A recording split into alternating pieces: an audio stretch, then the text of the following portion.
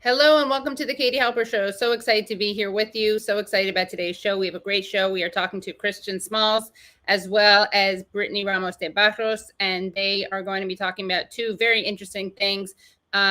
You probably know, unless you've been living under a rock, about Christian Smalls, but at the beginning of the pandemic, Chris organized a walkout to protest the safety conditions at Amazon's fulfillment center on Staten Island. They fired him the same day.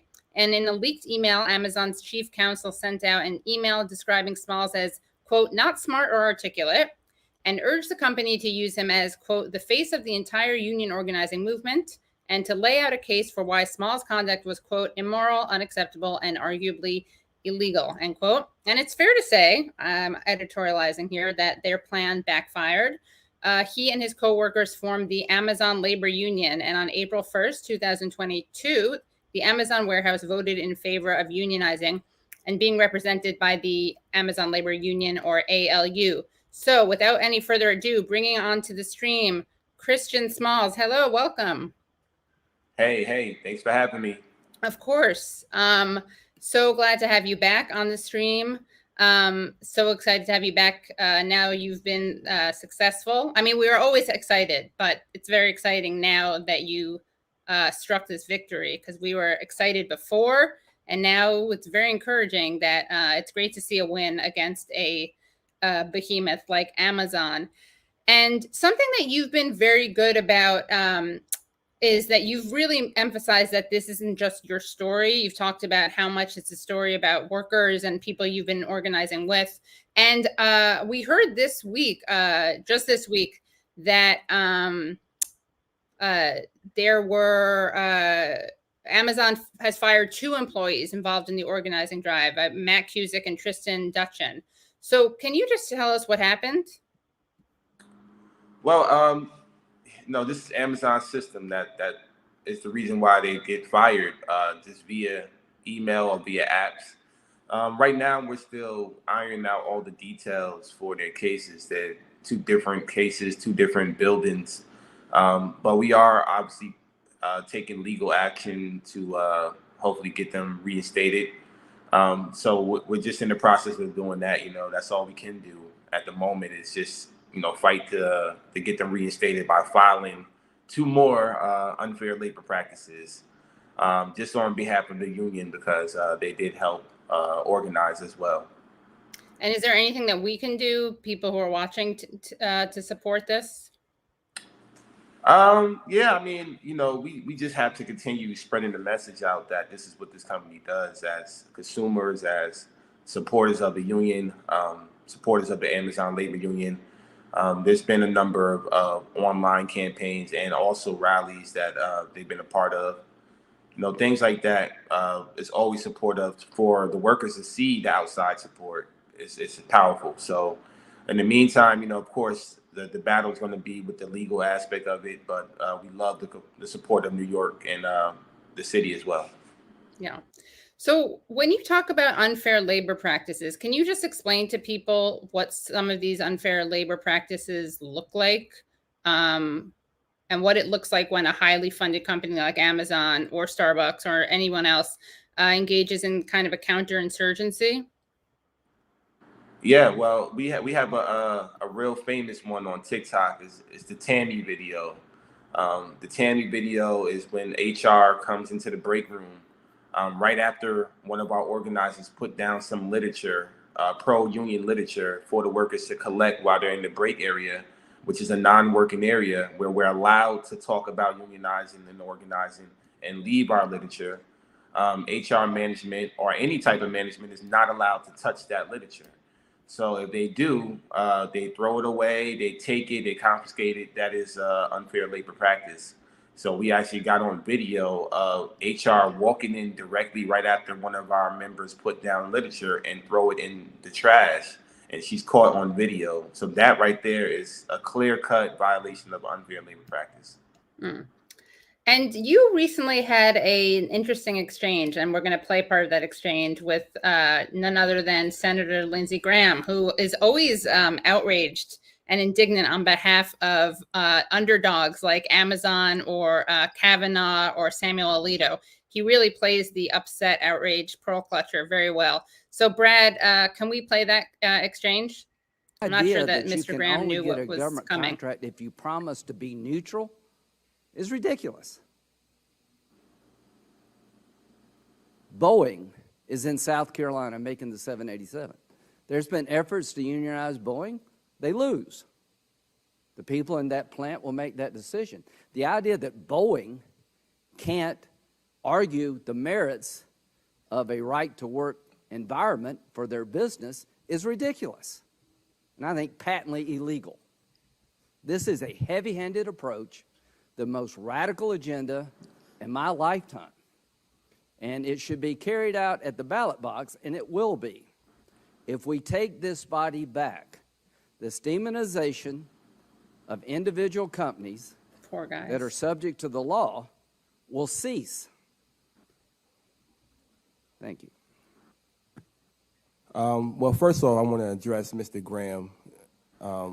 First off, it sounded like you was talking about more of the companies and the businesses in your speech, but you forgot that the people are the ones who make these companies operate. And if we're not protected, and if the process for when we hold these companies accountable is not working for us, then that's the reason why we're here today. That's the reason why I'm here to represent the workers who make these companies go. And I think that it's in your best interest to realize that it's not a left or right thing. It's not a Democrat or a Republican thing. It's a workers thing. It's a workers issue. And we're the ones that are suffering in the corporations that you're talking about, in the businesses that you're talking about, in the warehouses that you're talking about. So that's the reason why I think I was invited today to speak on that behalf. And you should listen, because we do represent your constituents as well. So just take that into consideration, that the people are the ones that make these corporations go. It's not the other way around. Wow, well said. What was Lindsey's face like when you were saying that? I don't even think he looked me in my face, to be honest. He threw me off my speech. I can tell you that. That was all off the top of the head. That was straight from the heart. I want everybody to know that.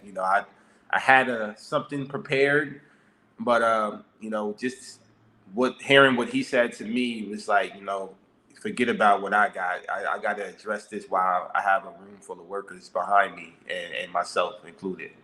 Yeah, that was pretty great moment. All of your testimony was great, and you also had an interesting. Well, there's a little video of you with President Biden. Brad, could we show that? You're in trouble, man. Yeah, I am. Thank you. Good trouble. You're my kind of trouble. Good trouble. Congratulations, man. Hey. I got in a little trouble by it. You may recall I was saying I'm looking forward to them being organized. Yeah, well, well, you got it done in one place. Yeah. Let's not stop. That's right. So I thought it was interesting that Biden put out this clip, which is basically him talking to you. I would have been a much more interesting thing if he had highlighted what you were saying. But what was that like? What was it like meeting Biden? And are there things that Biden could do and isn't doing that could help workers at Amazon and workers in general? Oh, well, the same way I approached Mr. Graham. I definitely was very adamant about what I was there for. I wasn't just there to talk about, I have a photo op like everybody is assuming. I had some demands, of course. I asked the president to, help us get recognized. We're not recognized until we get through this whole objection process with Amazon. And we need some type of pressure from the administration so that, companies don't get to just dispute elections after we fairly beat them. We all watched it. So, I asked for that type of support. They obviously didn't play any of that dialogue, but that was just my mission, to go there and to get recognition for our Amazon labor union. And, they pretty much was telling me that they're going to do some things. They didn't get into any details, of course. I did talk to Secretary Walsh, the Secretary of Labor, Had a great conversation, and we also will have some more in the future. And the vice president, she's saying that she's going to get involved. So, I'm just going to wait and see. They told me that the world is watching. So I said, yes, the world is watching. We all know who we need to hold accountable. It's not going to be the workers. We're going to be the ones holding them accountable. So the clock is ticking for sure. Right. And what about Biden giving Amazon contracts, like literally while meeting with you? Well, see, here's the thing about that. It was going to happen anyway. Right. Whether I love there or not, we have nothing to do with that. Sure, of course. This is what they've been doing for years.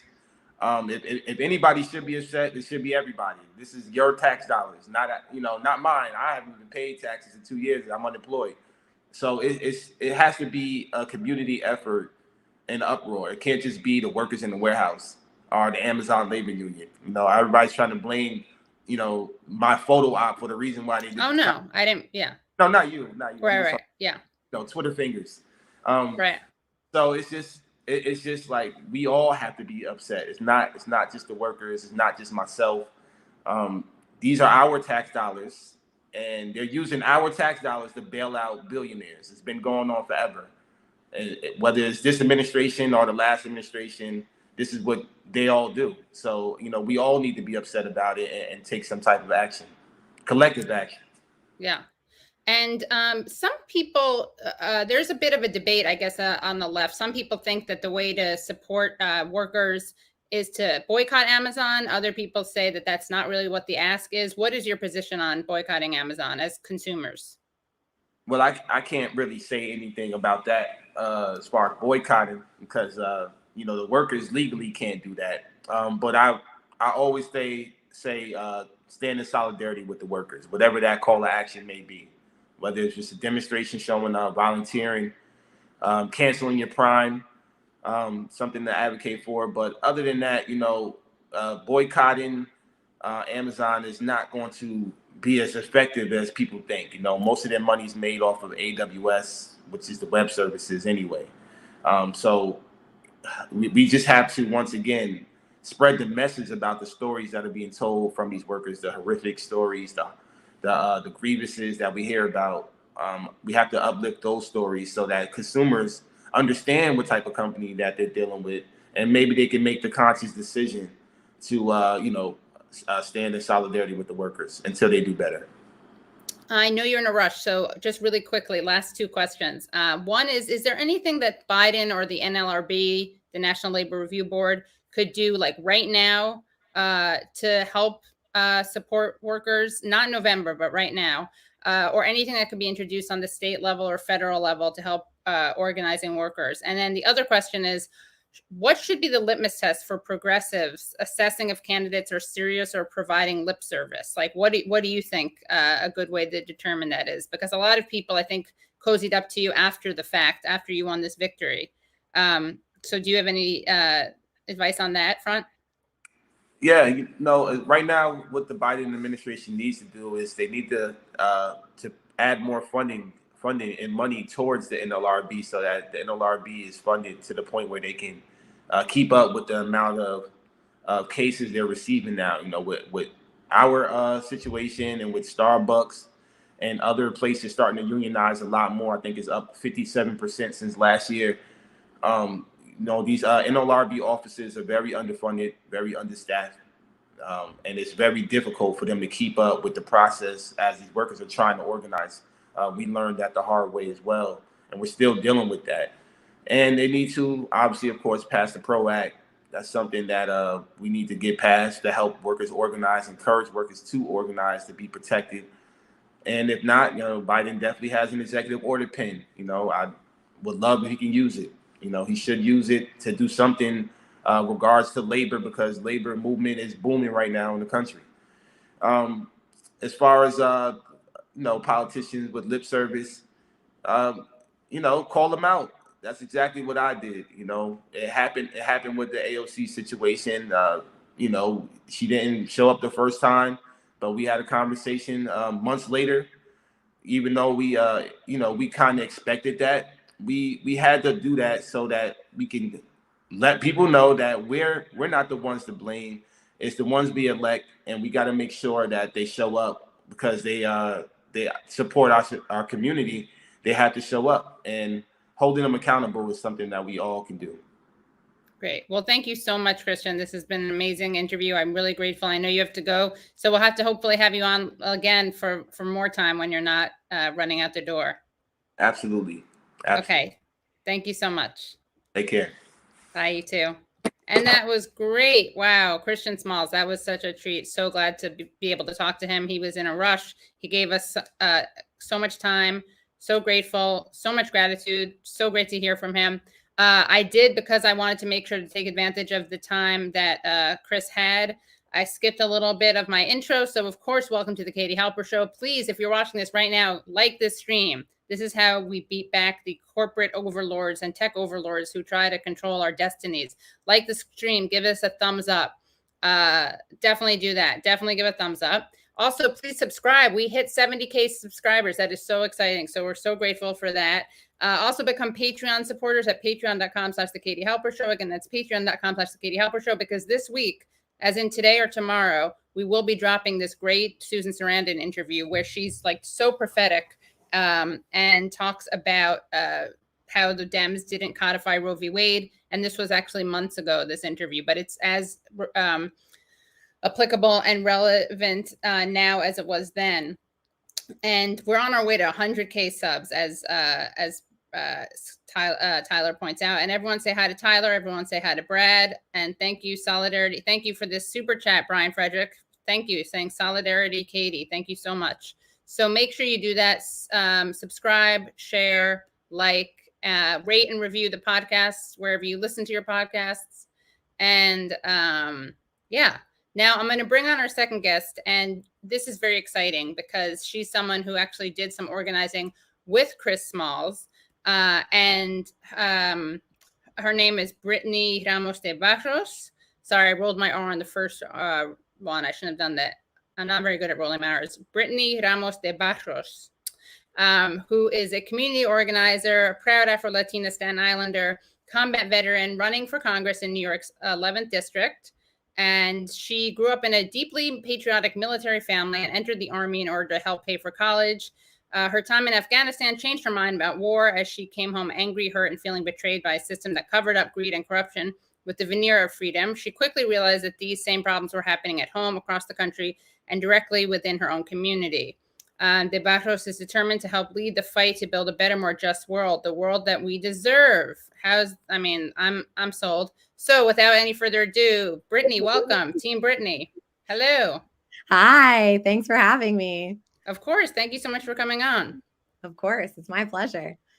And want to start out by asking you about your connection to what happened in Staten Island and how you met Chris and how you became familiar with the Amazon Labor Union.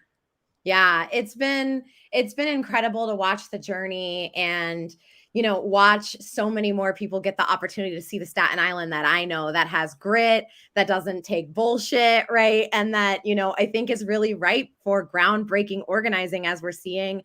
Chris and I met for the first time in person on the steps of the Capitol building during Representative Cori Bush's protest pushing the government to extend the eviction moratorium in that really critical moment.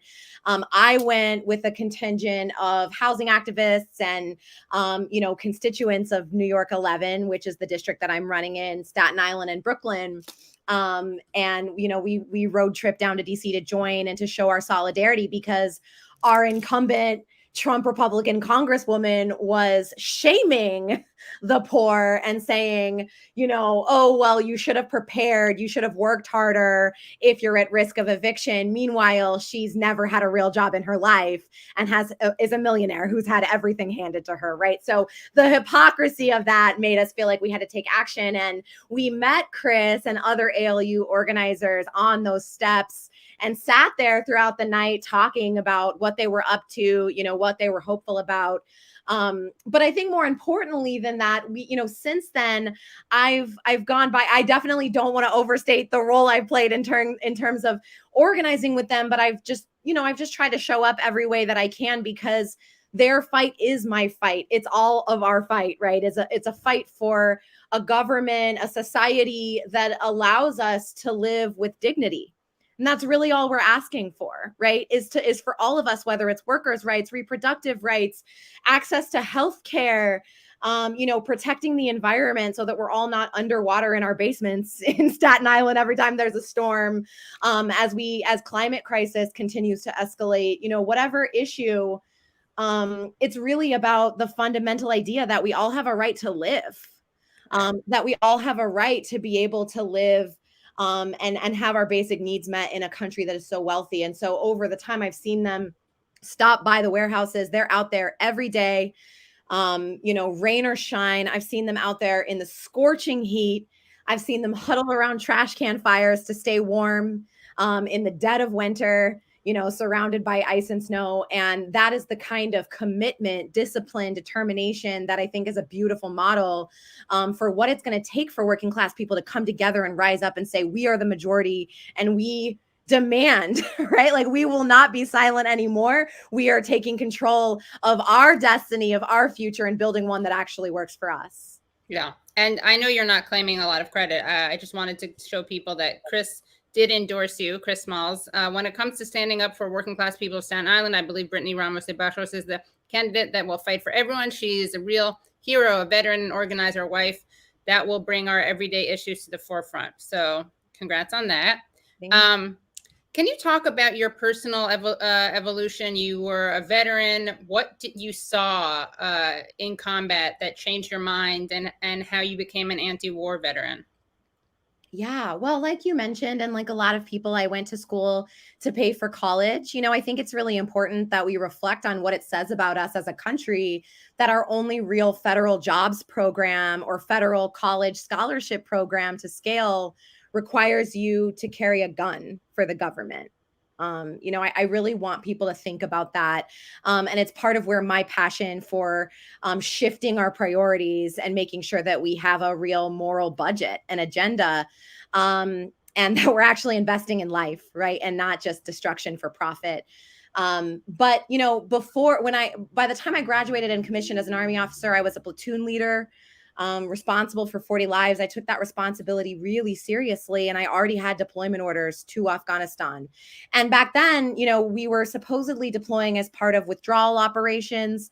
The Obama-Biden administration back then had promised that unconditionally we were leaving in 2014, no matter what.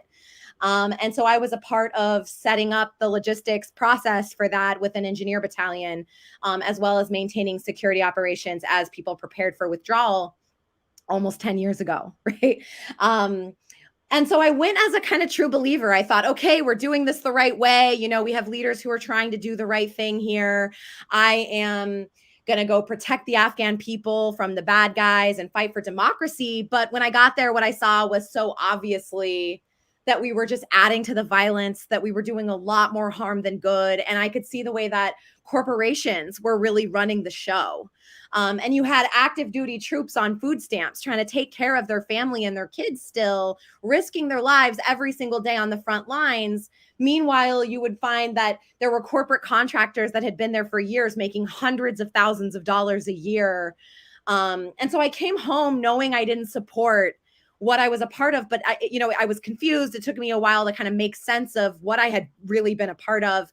The Afghanistan papers came out as black and white evidence proving that our elected officials and appointed officials had been lying to our faces about the status of the war, the mission, right? So many different things. And, the only people who have really been held accountable for that are people like my friend, whistleblower Daniel Hale, who leaked the evidence that President Obama was bold-faced lying about drone warfare being targeted and precise.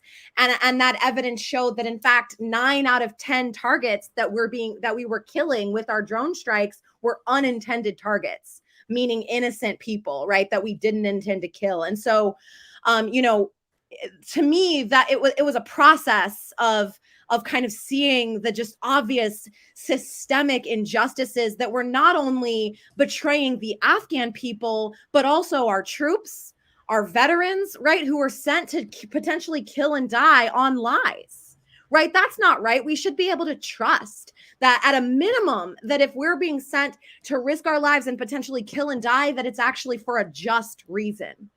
And so, I think that it's important that we talk about that unapologetically, directly, truthfully. I think we can't change this system until we confront the truth of the scale of violence that continues to be underway, and the fact that our almost $1 trillion military budget, half of that goes to corporations. And a lot of people don't realize that, right? They think it's going to the troops, support the troops. That's kind of how it's sold by politicians.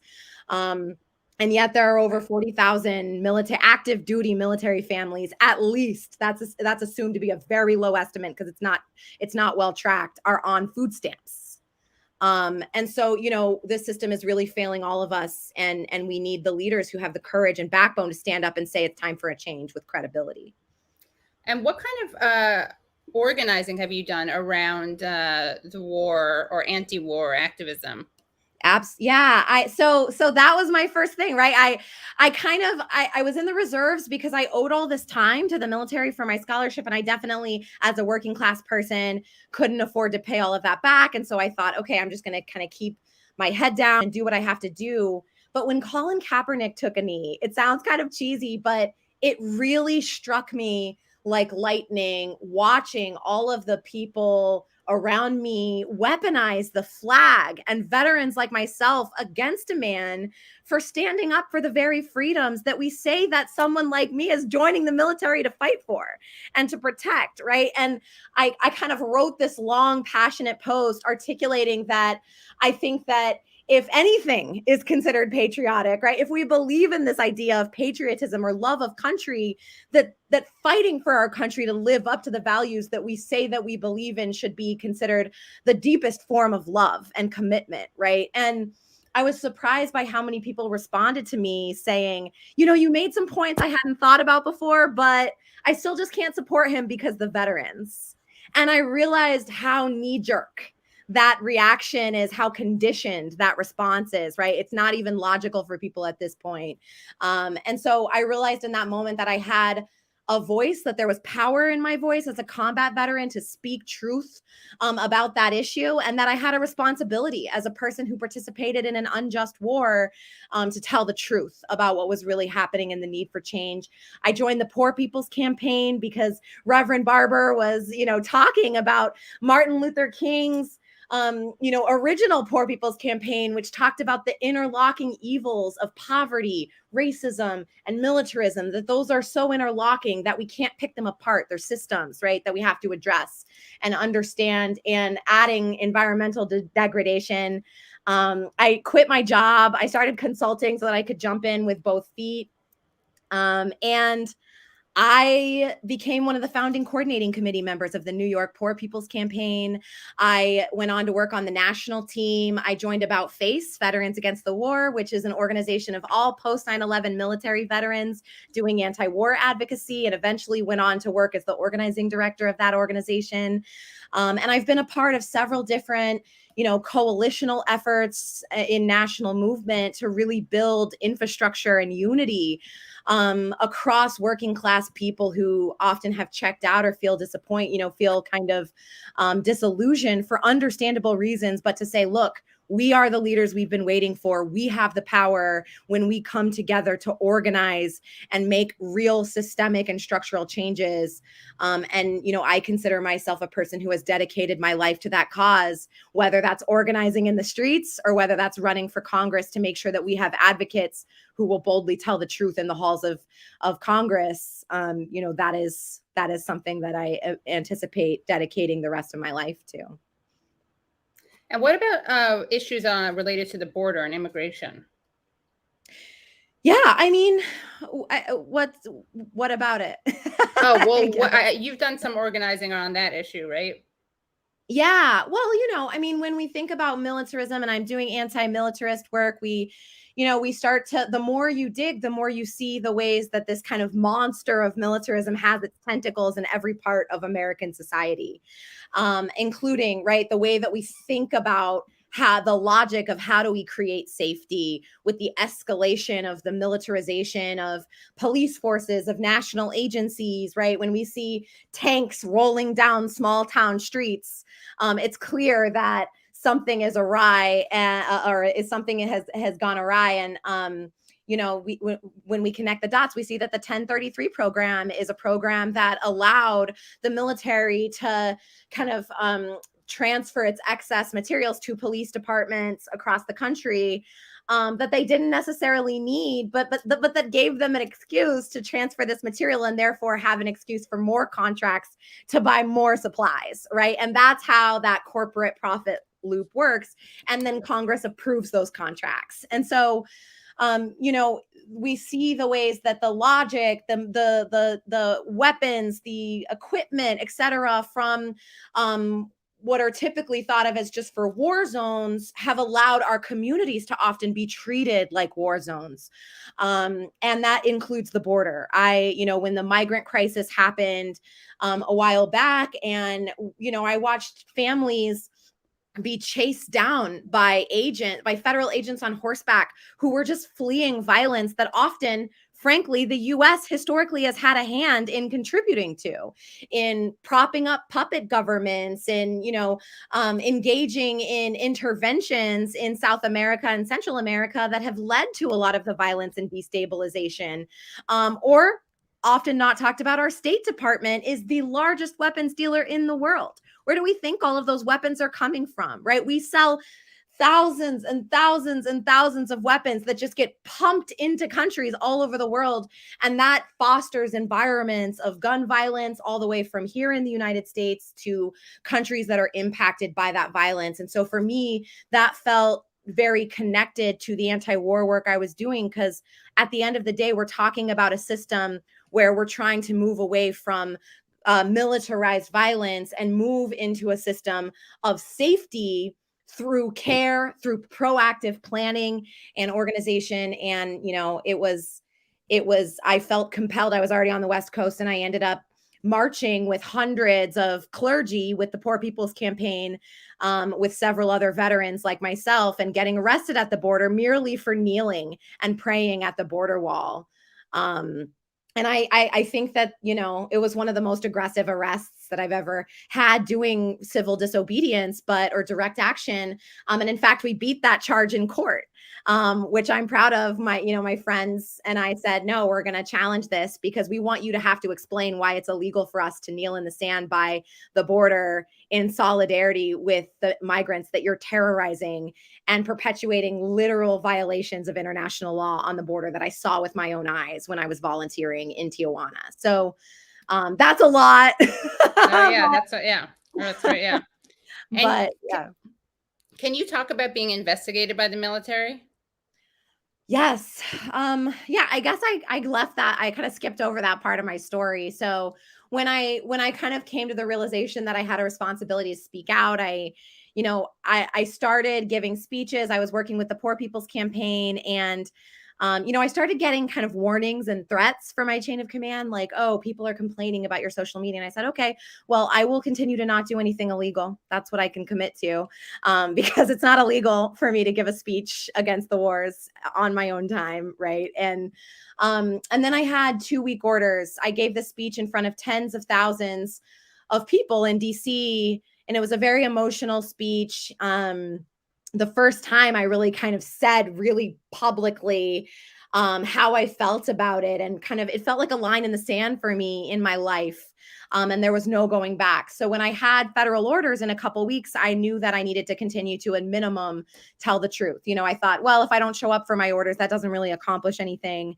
But what I can do is I can continue to share these facts. So I scheduled one fact, very simple, mostly from public government forces, government reports, to post on my social media every day for the 14 days that I would be on federal orders. And they were not partisan. So technically I didn't break any rules. It was just things like the DOD burns an average of 10.3 million gallons of oil per day. We are bombing 7 countries, and most people can't even name all of the countries that we're bombing because it's become so out of sight, out of mind. Things like that were pretty objective. And, you know, a few days in, I got doxxed. And next thing I know, my commander's screaming at me. And I find I'm on the front page of the Army Times with some ridiculous headline that was like, Army officer goes on anti-military tirade. And but I was really pleased because they included all of the screenshots of all the facts. Yeah, Oh, right. Thanks for helping to get the message out. But I found out in that article that I was formally under investigation. And, you know, that investigation dragged out. They said that the recommendation from it was to court-martial me for conduct unbecoming an officer and a gentleman. That's still the official title of that charge. Which, yeah, I'm looking for I'm looking for the screenshots of what you you got to retweet that out so we can all have access to it, because there's some great great screenshots from that. Let's see what you got. I have some of them. Yeah. So what was it? What you were tweeting out 14-day orders? Is that this that was thread, or is that different? I was using to kind of tie together because yeah, I was on 14-day orders. And so, okay. Yeah, I was kind of tying it that way. So you were using that hashtag, and then you were just tweeting things out like Defense Corporation made contributions to 496 of 525 Congress members in 2018, dropped the MIC, meaning the military industrial complex. I'll put these in, but it was pretty good Twitter thread. And Kamau Bell did a video on this, right? Was that? Yeah, he did. I had the honor of being on United Shades of America on an episode about veterans. I can show a clip from that. I have a clip from that. Someone just wrote, I was at the board with Brittany and volunteered with her in Tijuana. She's a badass and amazing woman, which is amazing human. Mm-hmm. I just want to so there are some people in the chat, and some people are just done with the Democrats, and they're like, okay, this person's a Democrat, so forget it. What is your response to people who've become totally cynical about the party? Yeah. My response is that that's entirely understandable and valid. And I think that we have to be realistic about the fact that if we want things to change,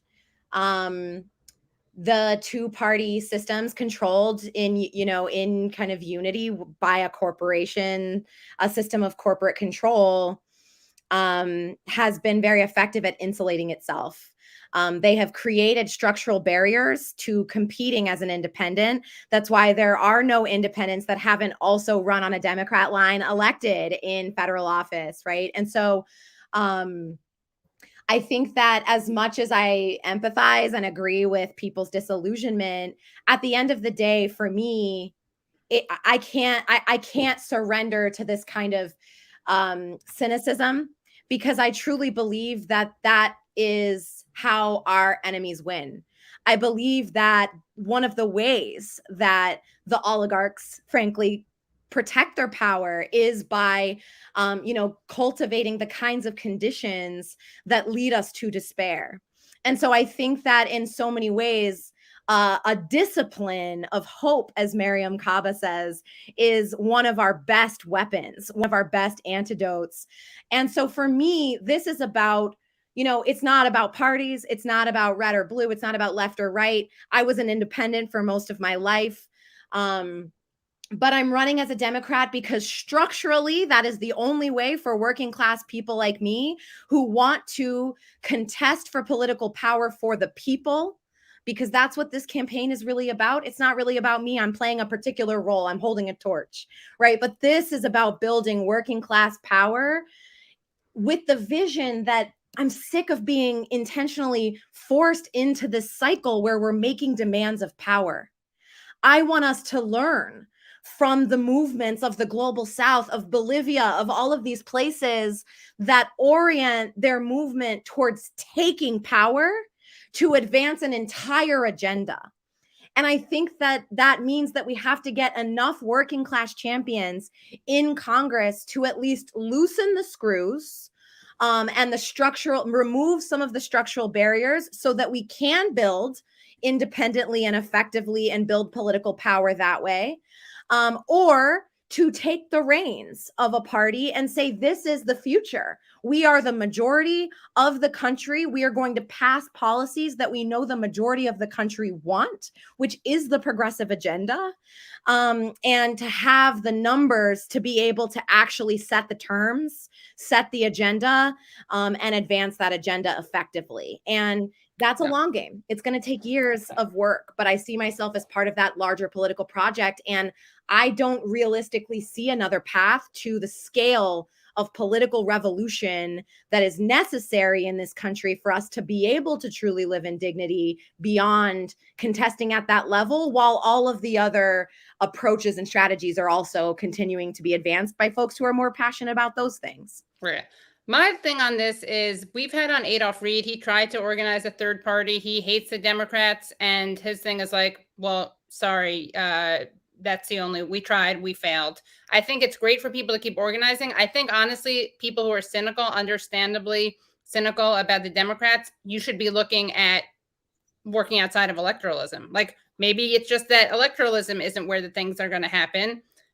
So you should be forcing politicians' hands as much as possible. And the way you do that is not by running as third party or supporting third party people. I mean, maybe on the presidential level anyway. So that's my take on it. But I understand people have strong feelings on it.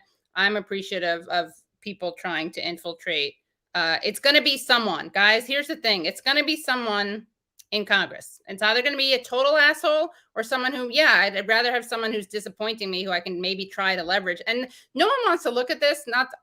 This is not Brittany saying this. This is me. We on the left have to look at how we have to grow so that we can actually leverage stuff from politicians. I mean, that's unfortunate, but that's just the way it is. Like, it's not on us, but it kind of is on us on an organizing level. I'm going to lose a lot of subs maybe here or whatever, but I honestly think that's true. And speaking of it's going to be someone, tell us about Max Rose, your opponent, and what his thoughts on Israel, or on how about the Azov battalion?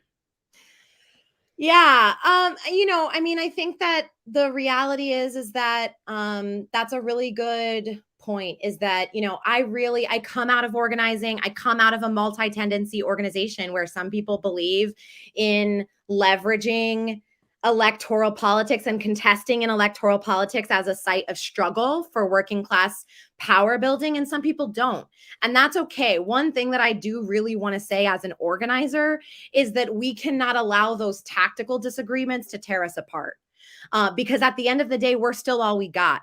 And if we are all aligned on a vision that says that we need a revolutionary scale of political transformation in this country in order for us to even start to think about a world where we can live with respect and dignity and in harmony with the earth, then we have to, be able to navigate conflict and disagreement about strategic approaches through a kind of practice of principled struggle. We cannot do this thing where we say, I am the most left, or I am the most righteous because I've completely withdrawn from this system, or because I am engaging with this system. That tears us apart. And at the end of the day, ultimately, it allows the right wing, both within the government and outside of the government, to leverage those as footholds to grow.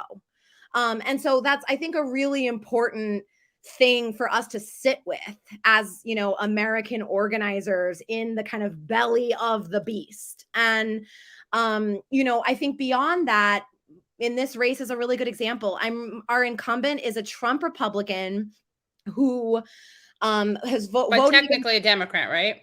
No, the incumbent is a Republican who voted against certifying the election results, voted against COVID relief, voted against the Equality Act, the PRO Act, et cetera, et cetera. My primary opponent is the Democrat, the right-wing Democrat, who lost the seat to her after running pro-Trump ads himself, after, betraying Palestinian community that helped him get elected by smiling next to Trump as Trump targeted the First Amendment rights of Palestinian youth activists with executive orders, and so on and so on. And so, the state won't save us. The the government, right? I'm a person who holds so much skepticism about the limitations of how do we move towards governance that can actually work for us. And so for me, I don't have any illusion, for those of you that are skeptical out there, that like electing a few more working class champions to Congress solves all of this, right? But what I do think is important is that we continue to work on an inside-outside strategy. It's important for people like me and Cori Bush and others who are rooted in movement to be using that arena and that platform to do harm reduction, to kind of lift the boot off of the necks of our communities just a little. And it's, I think, problematic to entirely dismiss that when we really think about the material conditions that so many people are suffering under, right? And that those differences of who sits in those offices does have an immediate impact on millions of people's lives, especially our most vulnerable communities every single day. That matters. And to say that it doesn't isn't saying something that's in solidarity with actually centering care and power building for working class communities and working class people. And what about Azov? Didn't he do something related to the Azov battalion? If not, I'll look this up later. Yeah, I know you're in a rush. I saw that there was something. I'll get to that. Yeah, some gaffe that happened around that for him. You know, for me, I do try to stay pretty focused. We're going to win this through field. We're going to win this by talking to our neighbors, knocking doors, making calls, text messaging, writing, right? Like, so one of the disciplines I think as a campaign we try to really hold is to just really remember that that's how elections are won and stay super focused on that kind of execution piece, because it's so easy to get caught up in so much of just like the nonsense that's happening from these crazy people all the time. Right. And also the map was just rezoned, right? In a way that actually helps your campaign. Yes, we think so. So the new maps, for anyone who hasn't been following, the New York congressional maps got shut down. Yeah. So we then had to wait for a new iteration of the maps to come out. So we got the draft. It won't be finalized until Friday. But the first draft shows our district here in New York 11 keeping all of Staten Island and Bay Ridge, which have always been part of the district, but then expanding up into Sunset Park, and Red Hook and parts of South Slope. Those are all heavily communities of color, working class communities that have recently elected bold, progressive women of color like myself who have endorsed me, who we are working together with to build this campaign and make sure that we can deliver a victory and coalition for our communities. And so I feel really excited about what lies ahead. I think we have, it makes it a little bit more of a fight in the general than it was going to be under the previous lines that they drew. But I feel confident that we can, with the coalition we have around us, that we have the momentum necessary to bring home a victory in the general. And in fact, we can't afford to kind of have a candidate in the general who already lost to Malliotakis as an incumbent with a 3 times fundraising lead in a year where there was historic Democrat turnout, right? I think that says that this is not the person who can really energize the bases of communities like immigrant communities, young people, communities of color, et cetera, that, the kind of lesser of two evils argument is not going to be enough. And I think that because so many of those communities, a lot of people can see themselves in my story, can see themselves in me, and are hungry for representatives who know what it's actually like to get notices threatening to kick you out of your home or rely on church friends for groceries, and the struggle that so many of us are going through. And I think that that's why we're the best campaign to be able to really energize people and make sure that we deliver a victory in the general. So thank you so much for your time. I know you have a deadline for now, right? So I really appreciate your coming on, and best of luck. And yeah, we'll have you on again. I hope so. Thanks so much. It's been a lot of fun. Thanks for having me. Yeah, of course. And people can find out more at her website, which is BrittanyForCongress.org. Awesome. Okay. Bye, Brittany. Bye. All right, guys. Thank you so much for watching. Make sure you subscribe. Make sure you like We didn't have time to ask all the questions. I see more questions from people in the chat, reparations, for instance, but we talked about a lot, I think, and this was a good show.